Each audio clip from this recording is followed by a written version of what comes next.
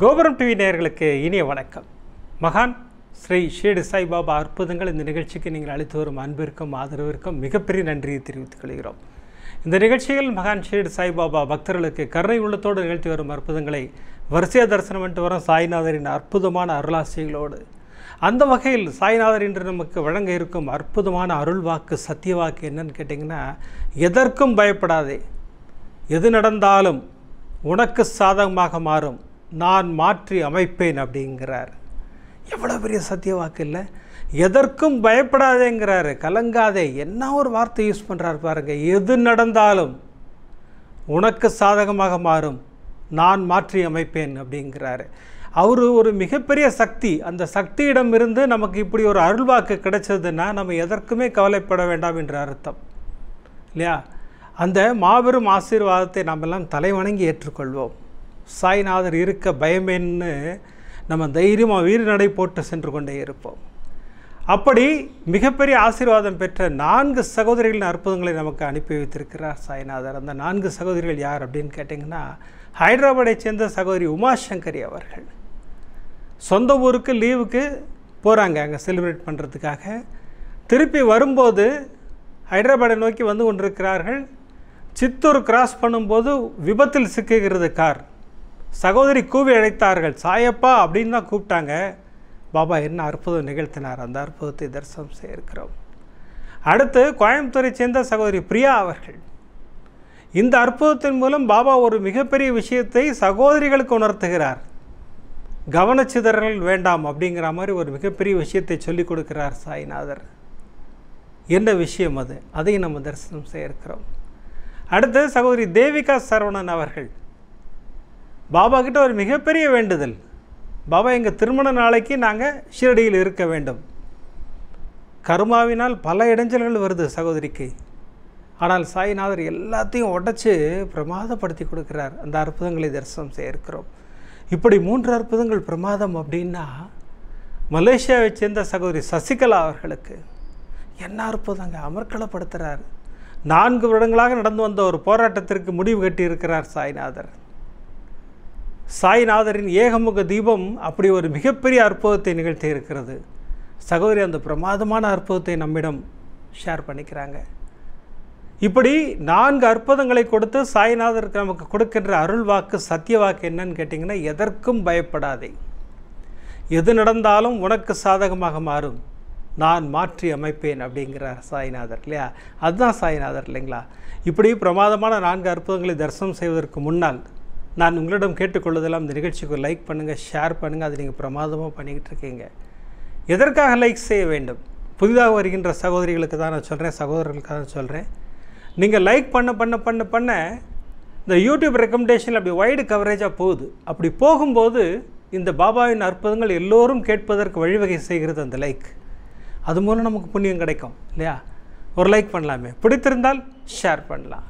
வாங்க இப்போ நம்ம வரிசை அந்த 4 அற்புதங்களையும் தரிசனம் செய்வோம். இந்த 4 அற்புதங்களின் மூலம் சாய்நாதர் ஒரு மிகப்பெரிய விஷயத்தை நமக்கு உணர்த்த இருக்கிறார். அதையும் நான் எக்ஸ்பிளைன் பண்ணுறேன் உங்களுக்கு. நான் முதல் அற்புதம் ஹைதராபாத்தை சேர்ந்த சகோதரி உமா அவர்களுக்கு பிரமாதப்படுத்தியிருக்கார். சகோதரி பாபாவின் தீவிரமான பக்தர். சகோதரி ஹைதராபாத்தில் வசிக்கிறாங்க. சகோதரி கணவர் மகன் அங்கே இருக்காங்க. பொண்ணு இங்கே சென்னையில் படிச்சுக்கிட்டு இருக்காங்க. இவங்க சொந்த ஊர் கடலூர். பொங்கலுக்கு சொந்த ஊருக்கு வரணும்னு ஆசை, வந்துட்டாங்க. கார்லேயே வந்துட்டாங்க. அவங்க கார் வச்சுருக்காங்க, கார்லேயே வந்தாச்சு. பொங்கல் சிறப்பாக முடிஞ்சது. மகளை பஸ் ஏற்றி சென்னைக்கு அனுப்பி வச்சாங்க. இவங்க குடும்பத்தோடு கிளம்பி ஹைதராபாத் கிளம்பி வர்றாங்க. அப்படி வந்து கொண்டிருக்கும்போது வண்டி சித்தூரை கிராஸ் பண்ணுது. சித்தூரை கிராஸ் பண்ணும்போது அப்போ தான் பார்க்குறாங்க எந்த ஊர் அப்படின்னு பார்த்தா சித்தூர்னு போட்டிருக்கு. சரி, கிராஸ் பண்ணி போயிட்டுருக்கும்போது வண்டி நல்ல ஸ்பீடு தான். ஏன்னா அன்றைக்கி ஹாலிடே மூடு தானே, எல்லாம் ஜாலியாக ஸ்பீடாக போயிட்டுருக்காங்க. திடீர்னு முன்னாடி ஒரு கோமா தான் வந்துருச்சு. குறுக்கு வந்த கோமா தான் அந்த முன்னாடி வண்டியில் அடிபட்டு கீழே விழுந்தது. அவங்க ஒரு சடன் பிரேக் அடித்தாங்க. கணவர் சடன் பிரேக் அடித்தார். அந்த சத்தத்தை விட சகோதரியின் சத்தம் பயங்கரமாக இருந்தது. சாயப்பான்னு கத்துனாங்க. இந்த வண்டி நேராக போய் அந்த வண்டியில் மோதி நின்றுச்சு. இங்கே வண்டி பயங்கரமாக குலுங்குச்சு. கணவர் கேட்டார், உனக்கு ஏதாவது இருக்கா? எனக்கு ஒன்றும் இல்லை. உங்களுக்கு எனக்கும் லைட்டாக அடிபட்டிருக்குமா, நீ இறங்கி போய் முன்னாடி வண்டியை பாருன்னாரு. கதவை திறந்து முன்னாடி போய் பார்க்குறாங்க, வண்டிக்கு நல்ல டேமேஜ். அப்போ தான் ஞாபகம் வருது, பின்னாடி குழந்தை உட்காந்துருந்தானே என்னாச்சுன்னு. ஓடி வந்து குழந்தைய பார்க்குறாங்க, குழந்தைக்கு மூக்குலேருந்து ரத்தம் வந்துக்கிட்டு இருக்கு. சாயப்பா என்னப்பா இப்படி ஆயிடுச்சு அப்படின்னு யோசிக்கிறாங்க. கரெக்டாக மகள் ஃபோன் பண்ணுறாங்க. அம்மா எங்கம்மா போயிட்டுருக்கீங்கன்னு. இல்லைம்மா இப்போ தான் சித்தூர்னு ஒரு ஊரை கிராஸ் பண்ணுறோம்மா, அங்கே ஒரு சின்ன ஆக்சிடெண்ட் ஆகிடுச்சுன்னு. அம்மா கவலையப்படாதீங்க, என் ஃப்ரெண்டோட அம்மா அப்பா அங்கே தான் இருக்காங்க, நான் உடனே வர சொல்கிறேன் அப்படின்னாங்க. அந்த ஃபோன் வைத்த 5வது நிமிடம் அந்த மகள் நண்பருடைய தாயும் தந்தையும் அங்கே இருந்தாங்க. அவங்க உடனே குழந்தைய தூக்குனாங்க. நீங்கள் எங்கூட வாங்க, கார் இங்கே ஓரமாக நிற்கட்டும், நம்ம ஃபஸ்ட்டு ஹாஸ்பிட்டலுக்கு போவோம், அப்புறம் நம்ம வீட்டுக்கு போவோம், ரெஸ்ட் எடுத்துக்கிட்டு இன்றைக்கி உங்கள் பஸ்ஸில் தான் உங்களை ஹைதராபாத்துக்கு அனுப்புகிறோம், நீங்கள் காரில் போகல, காரில் நாங்கள் அப்புறம் அனுப்பி வைக்கிறோம் அப்படின்னு சொன்னாங்க. நேரு டாக்டர்கிட்ட போனாங்க. டாக்டர் எல்லாம் செக் பண்ணார். ஒன்றும் பயப்படுற மாதிரி ஒன்றும் இல்லை, நான் மருந்து கொடுக்குறேன் அப்படின்ட்டார் குழந்தைக்கு. நேராக வீட்டுக்கு போகிறாங்க. வீட்டில் நடுநாயகமாக சாய்நாதர் ஜம்முன்னு உட்காந்துருக்கார். ஆரஞ்சு கலர் சாய்நாதர் ஜம்முன்னு உட்காந்துருக்கார். சகோதரி கண்களில் கண்ணீர். பாபா நான் அடிப்பட போகுதுன்னொடனே உங்களை தான் கூப்பிட்டேன் சாய்நாதான்னு.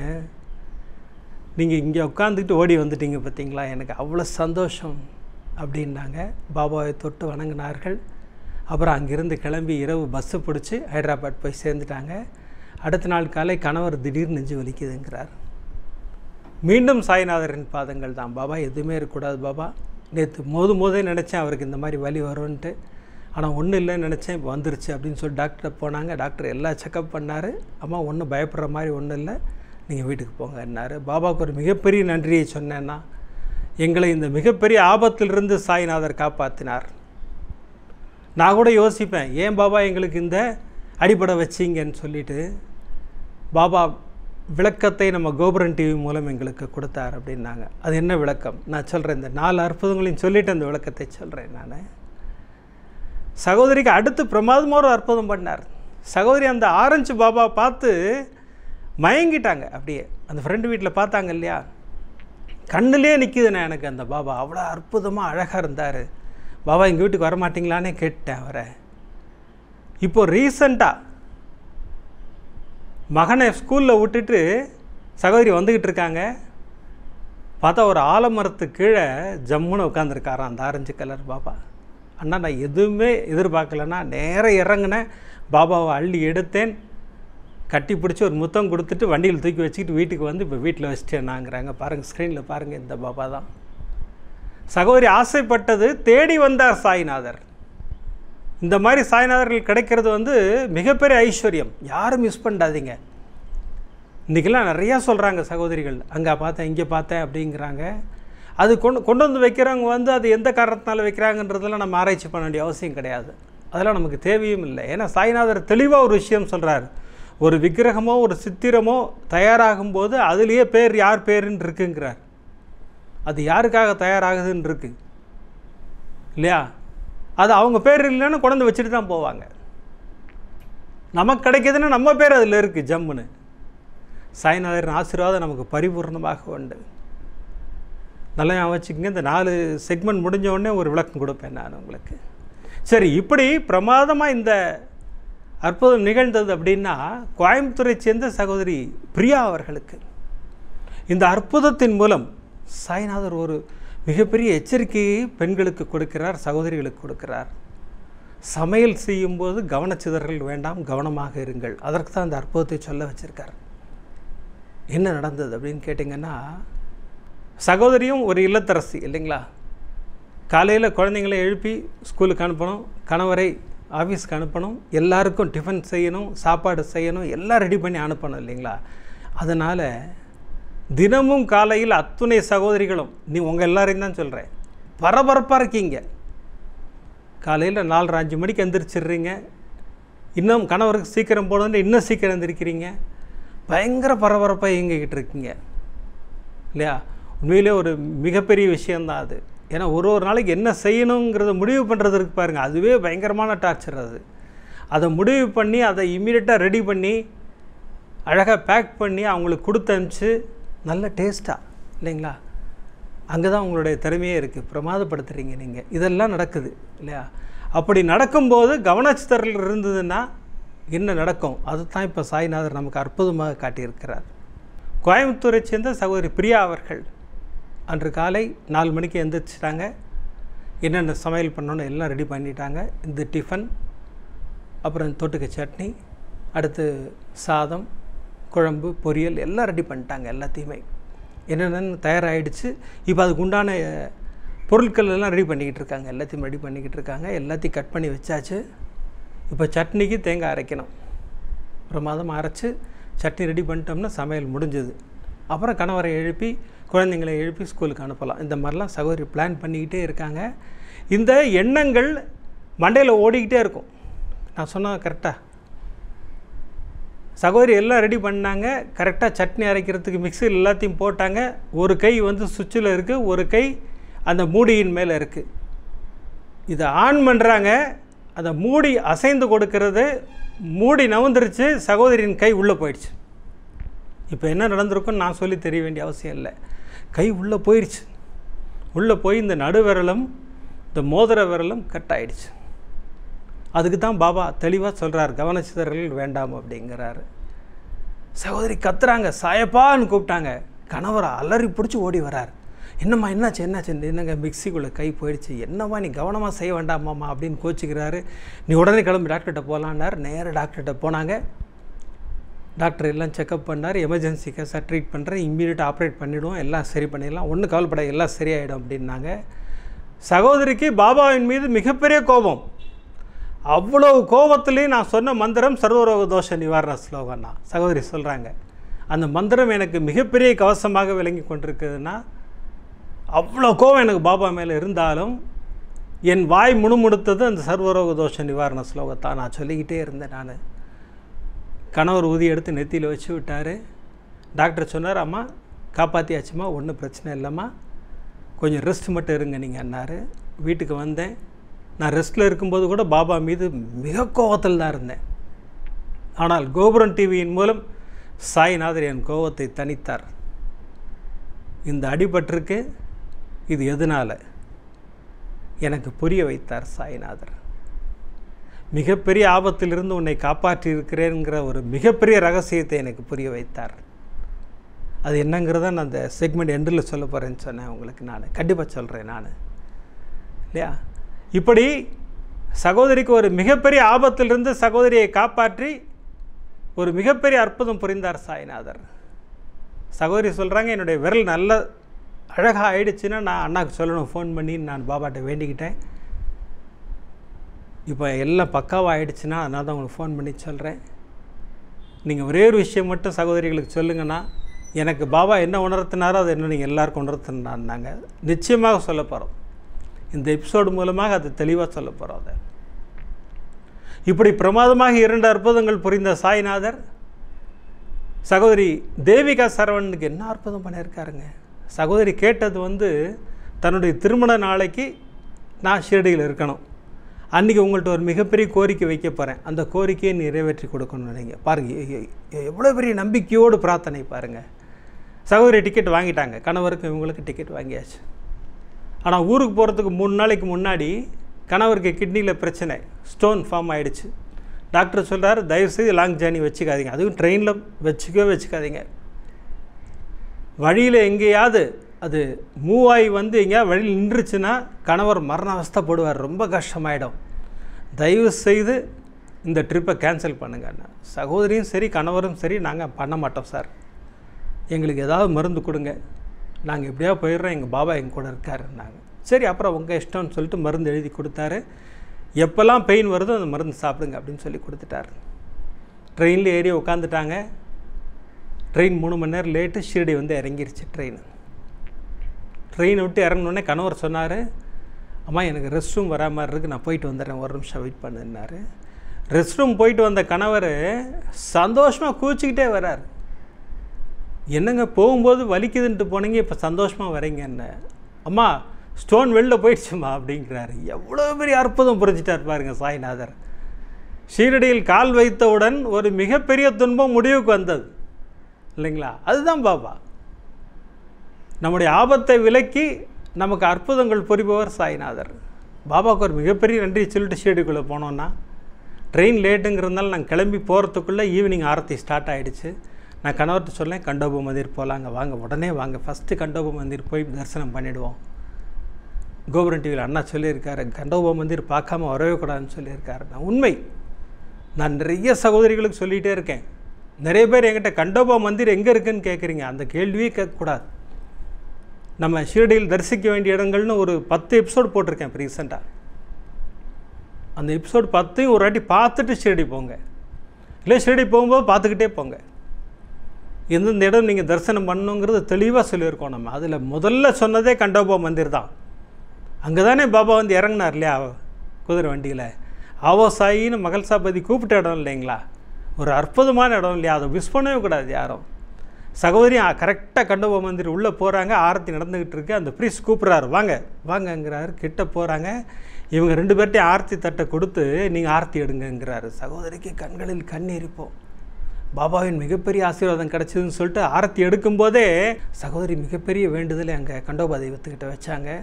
அப்புறம் கையெடுத்து வணங்கினாங்க. அப்புறம் கிளம்பி நேராக நாங்கள் துவாரகமாகி சாவடி போயிட்டு சமாதி மந்திர் போனோன்னா, சமாதி மந்திர் நேராக வந்து பாபா கிட்டே, பாபா இன்றைக்கி எங்களுக்கு திருமண நாள், நான் உங்களை பார்க்க வரணுன்னே ஓடி வந்திருக்கேன். ஒரு மிகப்பெரிய கோரிக்கையை உங்கள் பாதங்களில் சமர்ப்பிக்கிறேன். எங்களுக்கு ஒரு சொந்த வீடு வேண்டும். அடுத்த வருடம் திருமண நாளைக்கு நாங்கள் மீண்டும் வருவோம்.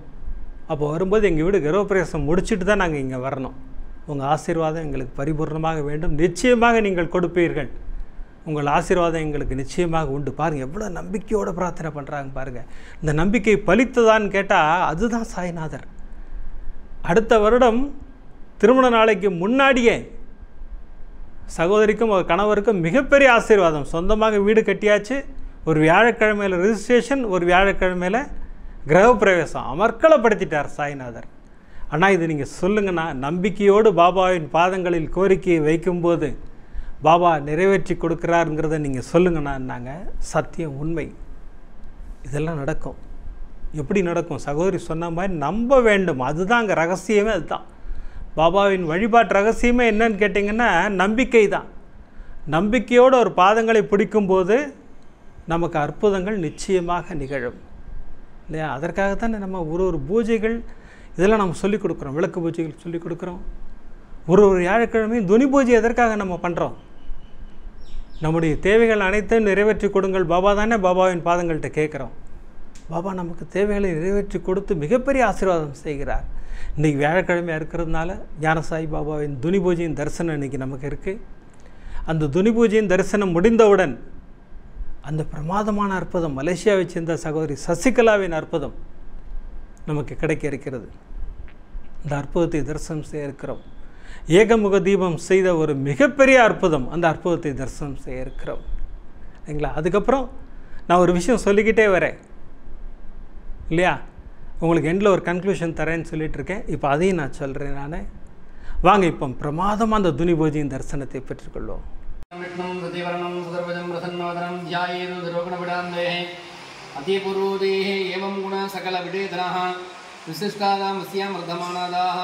गोपुरम टीवी सर्व साई भक्त महाजनानां सर्वेषां सखकुटुम्बानां क्षेमदयिति आयुरारोग्ये सुभ्यानां अभिवर्धेतमरोगदिरगात्रिकाणित्यर्थं धनधान्ये सत्सन्तान सकल सौभाग्यकाणित्यर्थं देहारोग्यदामनसन्तोष ज्ञान साईनाथ परिपूर्ण अनुग्रह प्रसाद फलसिद्ध्यर्थं कर्म पितृशाप पाप निवृत्ति प्राप्त्यर्थं व्याधि रोग निवारण प्राप्त्यर्थं मनसंकट मनक्लेश निवृत्ति प्राप्त्यर्थं मनसंतोषकर प्राप्त्यर्थं कार्य जयकर प्राप्त्यर्थं ज्ञान साईनाथ गुरुवे नमो नमः। पादारविन्दोः सुदानमध्यगुरुष्मः ओं शिरडिवासाय विद्महे सच्चिदानन्दाय धीमहि तन्नो साई प्रचोदयात्। सच्चिदानंद स्वरूप साईनाथ गुरुवे नमो नमः। साई नमः ओं दन्तस्वरूपाय नमः ओं सच्चिदानंदाय नमः ओं अनंतकोटि ब्रह्मांड नायकाय नमः ओं अखंड सच्चिदानंदाय नमः ओं अखिल जीववत्सलाय नमः ओं अखिल वस्तुविस्ताराय नमः ओं अग्भाराण्य अभिवंदिताय नमः ओं अखिलासेदानमिट्टाय नमः ओं अखिल वेदसप्रियाय नमः ओं अखिलांड स्वरूपे पिंडे पिंडे वृत्तिदाय नमः अग्रहण्याय नमः अगर्यभूमने नमः अगणित गुणाय नमः अशोक सन्निवर्तने नमः चिंत महिम्ने नमः सलाय नमः अच्युताय नमः जासद्रवे नमः अज्ञानदिविराजानां समाज नमः अजन्मसिद्धि नासकाय नमः अनीमादि विभूषिताय नमः अद्युन्यत धुनीज्वालाम् आग्भैव निवर्धकाय नमः अद्युल्बण मगा शारदा भक्तहृदये नमः धीरदवस्ताय नमः अधिनम्र स्वाभगाज नमः अन्नदान सदा निष्ठाद नमः अदीदीपुकुचेतुभगे नमः अदृश्यलोकसञ्चारिण्यै नमः त्रुट्टभूरदर्शित्रे नमः अद्वैतानन्दतत्त्वज्ञानाय नमः अद्भुतानन्दशक्तये नमः अधिष्ठानाय नमः धर्मेरधियज्ञाय नमः अधिभूताय नमः अधिदैवताय नमः तक्षकाय नमः आनन्दाय नमः अनन्तनाम्ने नमः ओम् अनन्तगुणभूषणाय नमः ओम् अनन्ताचार्यविद्याय नमः ओम् अनल्कातिमानिताय नमः अनवरद समाधिस्तादाय नमः अनाथपरिरक्षकाय नमः अनन्य प्रेम संरुष्ट गुरुपादविलानकृते नमः अनादृढचितये नमः नामय भयप्रदाय नमः अनादिमत् परब्रह्मणे नमः नागदिवाकराय नमः अनिमेषयित्वप्रजाय नमः ओम् अनुग्रहमूर्तये नमः ओम् अनुमूर्तितवेङ्गुजाय नमः अनेकदिव्य मूर्तये नमः अनेकबुद्धदर्शनाय नमः अनेकजन्मं भावं स्मृति मात्रेण हाराय नमः अनेकजन्म वृद्धान्तं सविस्तारमुद्रये नमः अनेकजन्म सम्प्राप्त कर्मबन्धविदारणाय नमः कर्मत्वंसने नमः कर्मविचारणाय नमः कर्मबीजं श्याम कर्मणे नमः कर्मनिर्मूलधामाय नमः कर्मव्याधिविभोगिने नमः कर्मबन्धविनाशकाय नमः कमलीपकारिणे नमः कलाप्रत्यक्षदेवताय नमः कलियुगवरदाय नमः कलियुगभोजनाय नमः कल्याणनाम्ने नमः कल्याणगुणभूषणाय नमः कष्टनाशकल औषधाय नमः ओं साईनाथ गुरुवे नमः अनेककोटि प्रार्थनाञ्जलिं समर्पयामि शिरडिपुरवासिनं करुणामूर्तिस्वरूपं सर्वरोग दोष व्याधि निवारणं शिरडि साईनाथ दर्शनं ज्ञान साईनाथ परिपूर्ण अनुग्रह प्रसाद बल सिद्धिरस्तु दागिने ममवजंबै श्रवणाज गुरुमहे समेघामां काम कामाजमक्यं कामेश्वरोगै श्रवणो ददातु वेदाज वै श्रवणाज महाराजाय नमः शिरडिवासाय विद्महे सच्चिदानन्दाय धीमहि तन्नो साई प्रचोदयात् सच्चिदानंद साईनाथ गुरुवे नमः ஏகமுக கல்பூர நீராஞ்சன தீபம் வருடதாமி. அனைவருக்கும் ஞான சாய் பாபாவின் ஆசீர்வாதம் பரிபூரணம். சாயீஸ்வரா சத்குருதேவா சித்தஸ்வரூப ஆனந்தபூரி பிரம்மாண்டநாத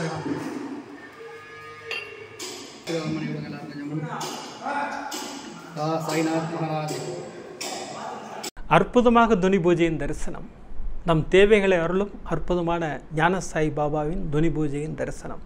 இந்த அற்புதமான துனி பூஜைக்காக ஞான சாய் பாபாவுக்கு ஒரு மிகப்பெரிய நன்றியை சொல்லி, இந்த துனி பூஜையை செய்து கொடுத்த குருஜிக்கு ஒரு மிகப்பெரிய நன்றியை சொல்லி, அந்த பிரமாதமான அற்புதத்தை தரிசனம் செய்ய இருக்கிறோம். இந்த பிரமாதமான அற்புதம் மலேசியாவை சேர்ந்த சகோதரி சசிகலா அவர்களுக்கு நிகழ்ந்தது. சகோதரி என்கிட்ட பேசும்போது பாதி நேரம் அழுதுகிட்டு தான் இருந்தாங்க. அண்ணா, பாபாவின் கருணைக்கு ஈடு இணையே இல்லைங்கிறாங்க. என்ன நடந்தது அப்படின்னு கேட்டிங்கன்னா, ஒரு 4 வருட போராட்டம் முடிவுக்கு வந்தது. 4 வருட போராட்டம்னா சாதாரண விஷயம் இல்லைங்க. உடல்நலம் சார்ந்த பிரச்சனை.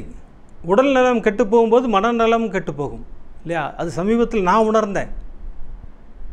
இப்போ திடீர்னு 9ஆம் தேதியிலேருந்து எனக்கு வயிற்றில் இங்கேருந்து இங்கே வரைக்கும் வலி, மேல் வயிற்றில் பயங்கரமான வலி எனக்கு. நான் தினமும் குளிச்சுட்டு வந்தோடனே நேராக பாபாட்ட நின்று ஒரு கிளாஸ் தண்ணி வச்சு ஒரு பிஞ்சு உதிரி போட்டு சர்வரோக தோஷ நிவாரண ஸ்லோகம், ரோக நிவாரண மந்திரம் சொல்லி இந்த தண்ணியை குடிக்கிறது வழக்கம். அன்று இரவில் அந்த விஷயத்தை நான் செய்தேன். சொல்லிக்கிட்டே இருந்தேன். சர்வரோக தோஷ நிவாரண ஸ்லோகம் சொல்லிக்கிட்டே இருந்தேன், ரோக நிவாரண மந்திரம் சொல்லிக்கிட்டே இருந்தேன். வலி கொஞ்சம் கொஞ்சமாக குறையுது. அடுத்த நாள் மீண்டும் ஸ்டார்ட் ஆயிடுச்சு. வலி பயங்கர ஜாஸ்தியாக இருக்குது வலி. நானும் தண்ணி குடிக்கிறேன், ஐஸ் வாட்டர் குடிக்கிறேன், என்னெல்லாமோ பண்ணுறேன், வலி குறையவே இல்லை. இதில் மனம் எங்கே பாய்ச்சுன்னு கேட்டிங்கன்னா, சகோதரிகள் நிறைய ஃபோன் பண்ணுவாங்க எனக்கு. 100-150 கால் டெய்லி வந்துக்கிட்டு இருக்கும். அந்த ஃபோனோட ரிங்டோன் கேட்டால் எனக்கு கோவம் வருது. அது தப்பா இல்லையா? நான் பாபாக்கிட்ட இப்படி தான் கேட்டேன். பாபா, என் சகோதரிகள் பேசுகிறாங்க, என் சகோதரர்கள் பேசுகிறாங்க, அந்த ரிங்டோன் கேட்கும்போது எனக்கு கோவம் வருது பாபா.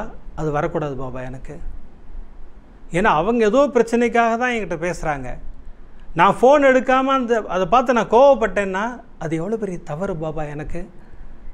என்னை இதிலேருந்து காப்பாற்றுங்கள் பாபா. நீங்கள் காப்பாற்றுவீங்க நம்பிக்கை எனக்கு பரிபூர்ணமாக இருக்குதுன்னு நான் வேண்டிக்கிட்டேன். பாருங்கள், இன்றைக்கி புத்தாண்டுங்கிறதால இன்றைக்கி ஷூட்டிங் வச்சுருக்கோம் நம்ம இந்த வியாழக்கிழமை எபிசோடு. இப்போ நான் பரிபூர்ணமாக குணமாயிருக்கேன்.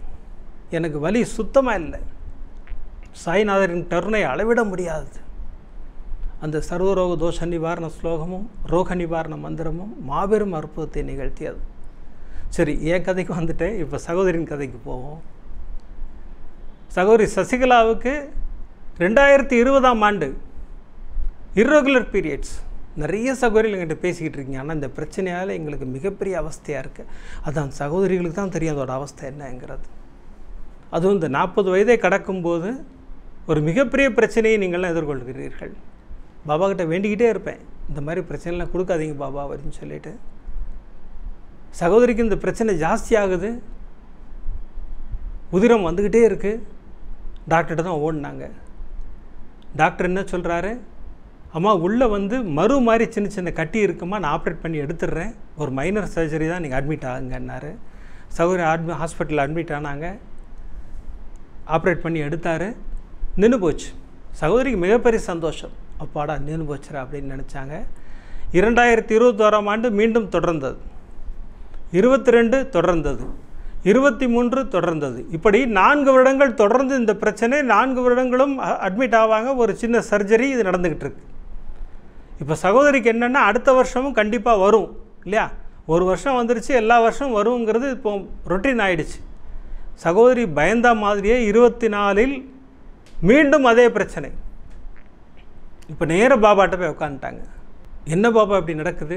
4 வருஷமாக நடந்துக்கிட்டு இருக்கு, என் உடல் வீக் ஆகிட்டே போகுது, நீங்கள் ஆசீர்வாதம் பண்ணுங்கள் பாபா.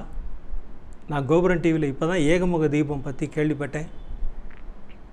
அந்த ஏகமுக தீபம் இன்றிலிருந்து ஏற்ற ஆரம்பிப்பேன். சர்வரோக தோஷ நிவாரண ஸ்லோகம் 18 முறை சொல்லியிருக்காங்க. நான் நம்பர் ஆஃப் டைம்ஸே கணக்கு பண்ண மாட்டேன், சொல்லிக்கிட்டே இருப்பேன். எனக்கு இந்த பிரச்சனையிலிருந்து முழுமையான விடுதலை வேண்டும் பாபா. இந்த ஏகமுக தீபம் பற்றி நான் சொல்லியே ஆகணும்.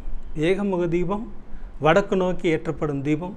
நல்லெண்ணெய் மட்டும்தான் யூஸ் பண்ணணும், மண்ணகல் யூஸ் பண்ணுங்கள். 18 முறை சர்வரோக தோஷ நிவாரண ஸ்லோகம் சொன்னால் போதும். உங்கள் கோரிக்கையை சாய்நாதரின் பாதங்களில் சமர்ப்பியுங்கள். பெண்களின் பிரச்சனைகளை முடிவுக்கு கொண்டு வரும் அற்புதமான பூஜை. பாருங்கள் இங்கே என்ன நடந்தது பாருங்கள். பிரமாதப்படுத்துகிறார். பாபாவிடம் பிரமாதமாக பிரார்த்தனை பண்ணிக்கிட்டு டெய்லி ஏற்றிக்கிட்டு வராங்க. இப்போ அவங்க ஃபேமிலி டாக்டரை மீட் பண்ண வேண்டிய ஒரு அற்புதமான காலகட்டம்.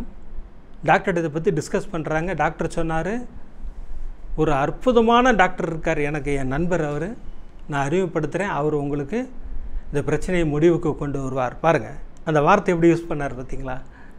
உடனே சகோதரி டாக்டரோட பேர் என்ன அப்படின்னு கேட்டாங்க. முத்துவேல் வடிவேலு அப்படின்னாங்க.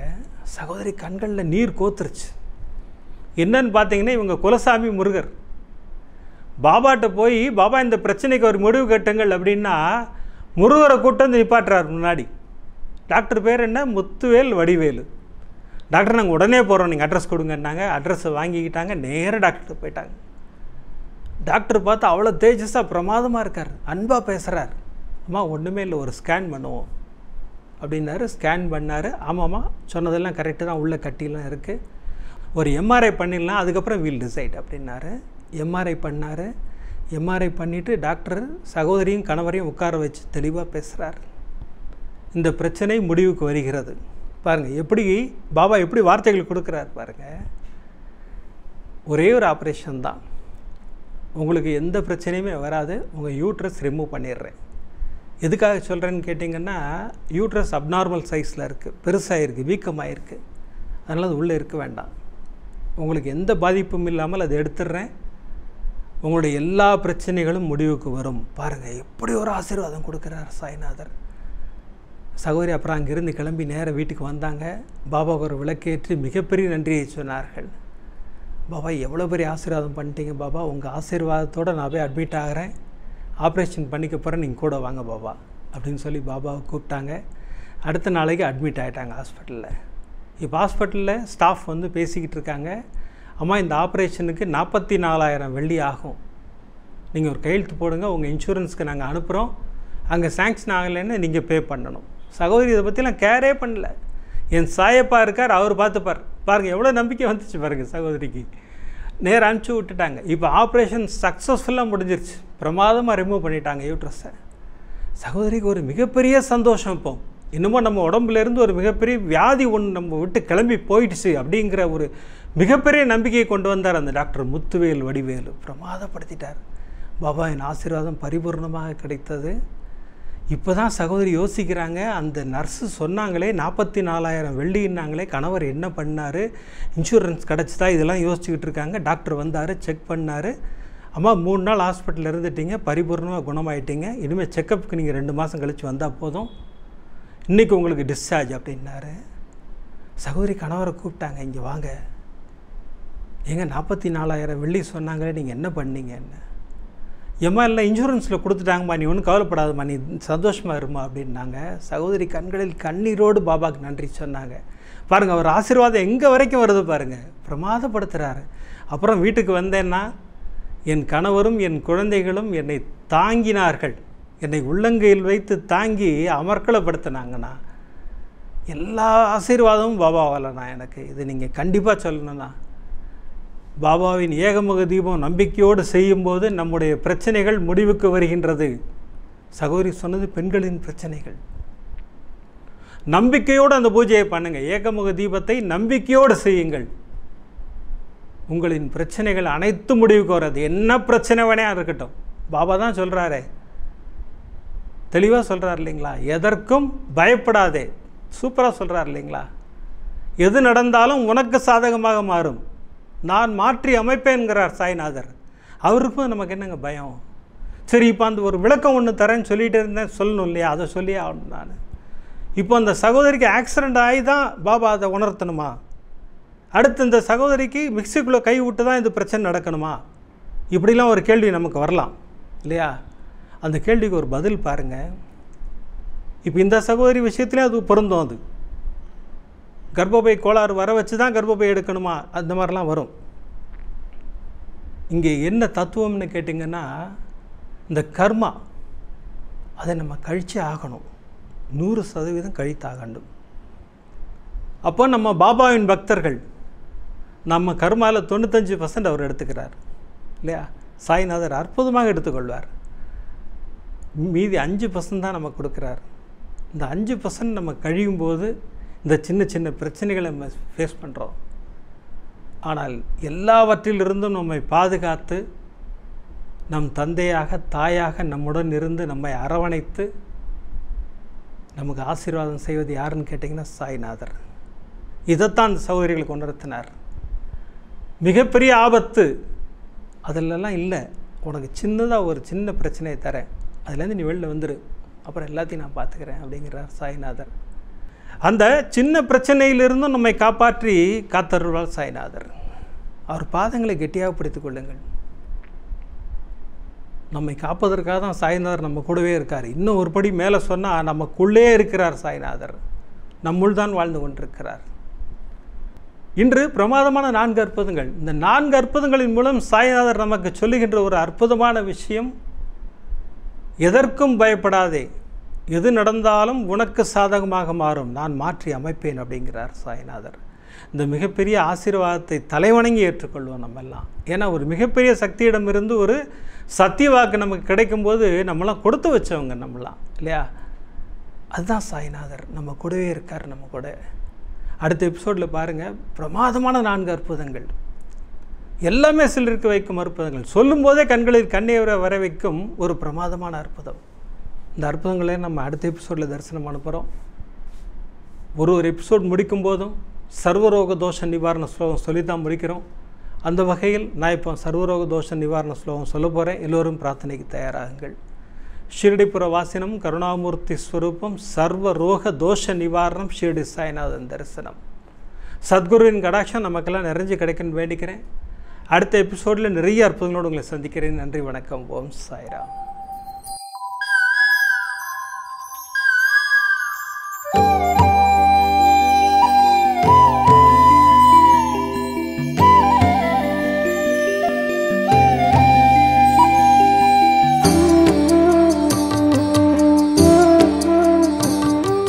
விதம் விதமான பக்தி நிகழ்ச்சிகளை உங்களுக்காக தந்து கொண்டிருக்கிறது உங்கள் கோபுரம் டிவி. உங்களுக்கு பிடித்த நிகழ்ச்சிகளை லைக் செய்யுங்கள், உங்களுக்கு பிடித்த மாணவர்களுக்கு ஷேர் செய்யுங்கள்.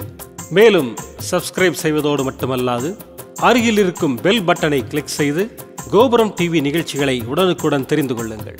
மற்றும் ஒரு மகிழ்ச்சியான செய்தி, கோபுரம் டிவி ஆப்பை கூகுள் பிளே ஸ்டோரில் ஃப்ரீ டவுன்லோட் செய்து கோபுரம் டிவி நிகழ்ச்சிகளை தொடர்ந்து கண்டுகளியுங்கள். பாருங்கள், ரசியுங்கள், பரவசமடையுங்கள். gopuramtv.com. பக்தி பக்திமயம்.